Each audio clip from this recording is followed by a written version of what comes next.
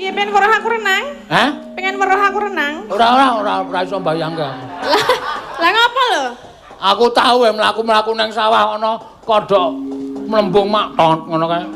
Taman kok kaya tatin ya. Wis, kaya kodhok, kaya kebo, kaya apa meneh?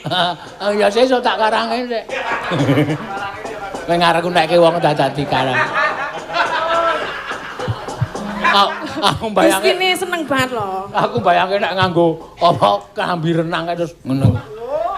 Pot. Sip Mas. Nek aku kodhok tak uyuhi lho. Hah? Hah? Wah, Nek aku kodhok tak uyuhi. kowe iki nek kodhok iki udu kodhok sing nguyu bencok. Aku nek ora ngerti iki takon sik, nek bencok iki nang wit-witan kae nek mabur karo nguyuhi. Lah kodhok ora bencoke apa? Ah kodhok ya ora iso nguyuhi kok. Masa ora nguyuh? Wong kodhoke ngene iki kok. Masa ora nguyuh? Nguyuh. Lah ya iso ta? Ning ra iso nguyuhi nek kodhok. Ya iso wae tak paske. Weh. Edan iki terus. Masa arep duwi kodhok dadak kene kowe tak uyuhi. Ya ben pas ngono lho. Ora mungkin kok ya. Sriuning. Mesti ketuban. Heeh. Ha iki bawane sithik dibawani. Ya. Hah? Walah, mengkon bawa wae. Liyane ora bawa, aku bawa lho.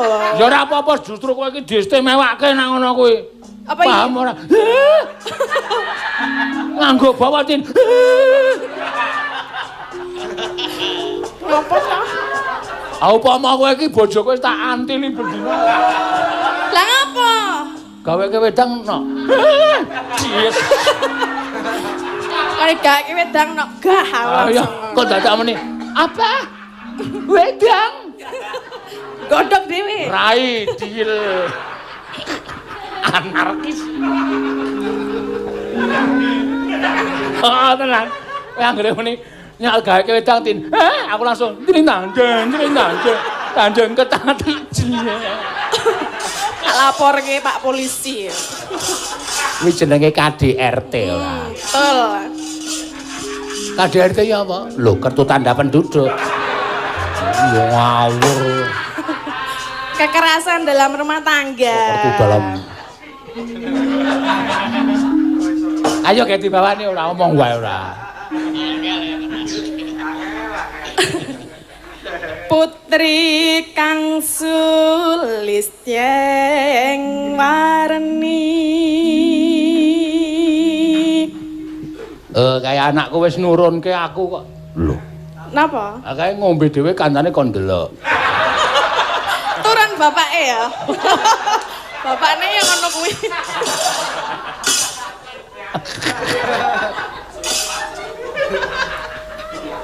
Seringening mastika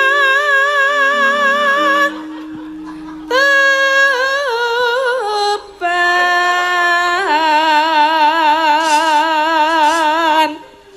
Nek anggere nggon streaming kuwi do guyutin. Nggih. Kowe rada ngadoh ro kamera. Dodo wis ora kurang ajar Gus. Kayak pecat wae iki. Senengane nek aku yang maju ngece. Mas Gun?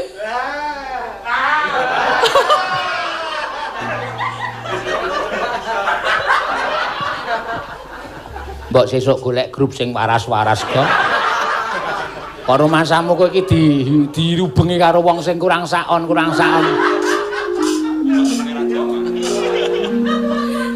Ya. Putra Kanjeng Sira. Putra Nusantara. Mbok rasa ganggu. Ada. Diek. Lah ngapa to? Liyane ora diganggu lho. Ambak wong wedok iki sing normal-normal wae. Wong muni rasa ganggu kok kemayu lho. Nah, nek diganggu mbak rasa ganggu Mas, ngono apa rasa ganggu Pak, rasa ganggu Dik, rasa ganggu Mbah, ngono. Berasa ganggu. Mbah, ngewoh. Masa aku ngono sih? Tak Tati iki anggere omong lambene le bali suwe. Wah, apa? Hah? Maksudnya? Berasa ganggu. Ya ora. Ora ya. Ameng mlongo kok pamerke.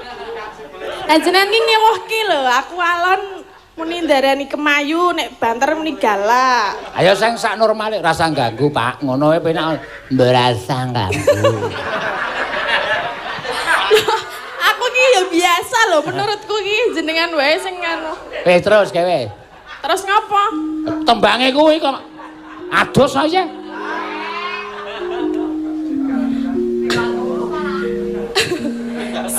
Tekan ngendi mau ya? Ah, ora urung. Duk Mas, duk wae. Putra Kanjeng Sira lawe. Oh, yana saka Mas Bagong Darmono, Pak Dalang kirim lagu kagem relawan mulya dimanapun berada, khususon di pos-pos relawan Kecamatan Juwiring, ugi kagem Mas Bayu Aji lan para geng tuklik-tuklik. Oh iya, khusus relawan mulya. Semangat, Lur. Semangat. Terus Tak prangkang bajana. wow, kirim salam kagem Mbak Tatin. Oh iya, saka sapa? Asmara. Sapa wi? Sapa? Fanmu. Sapa? Alah kau ndadok kayane. Aku gak kenal. Asmara adine wae. Iya. Lagu lama. Asmara. Bola-bali wis cases-cases. Ces piye? Ah, iki tulisane SMS anggere krungu suarane Tatin ces. Oh. Anggepe kowe simbal apa?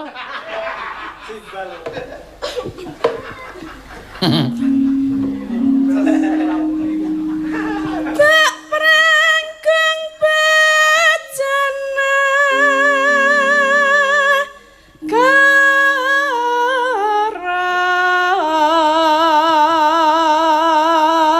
Bebelo. Bebelo Wiratmaya. Oh